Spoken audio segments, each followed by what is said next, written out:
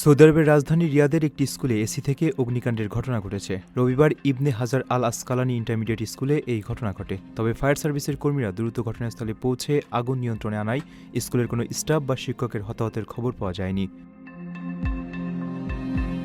প্রাথমিক তথ্যের ভিত্তিতে ধারণা করা হচ্ছে বৈদ্যুতিক শর্ট সার্কিট থেকে এই আগুনের সূত্রপাত হয়েছে। বিশেষ করে স্কুলের কিছু শীতাতপ নিয়ন্ত্রণ যন্ত্র এবং বৈদ্যুতিক তারের ত্রুটির কারণে এটি ঘটতে পারে বলে জোরালো ইঙ্গিত পাওয়া গেছে।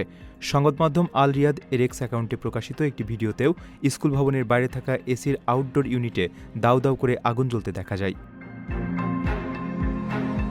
খবর পাওয়ার পরপরই সিভিল ডিফেন্সের দল ঘটনাস্থলে পৌঁছে আগুন ছড়িয়ে পড়া রোধ করে এবং প্রয়োজনীয় সুরক্ষামূলক পদক্ষেপ নেয়।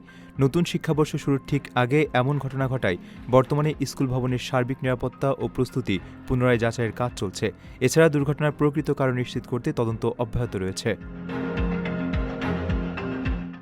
আপনার স্বপ্নগুলো আকাশ ছুবে প্রবাসীর হেলিকপ্টারের মাধ্যমে। বিয়ে, জন্মদিন অথবা যে কোনো বিশেষ প্রয়োজনে হেলিকপ্টার ভাড়া করতে যোগাযোগ করুন স্ক্রিনে দেয়া নাম্বারে। প্রবাসীর হেলিকপ্টার, নিরাপদ ও সাশ্রয়ী বাহনের বিশ্বস্ত নাম।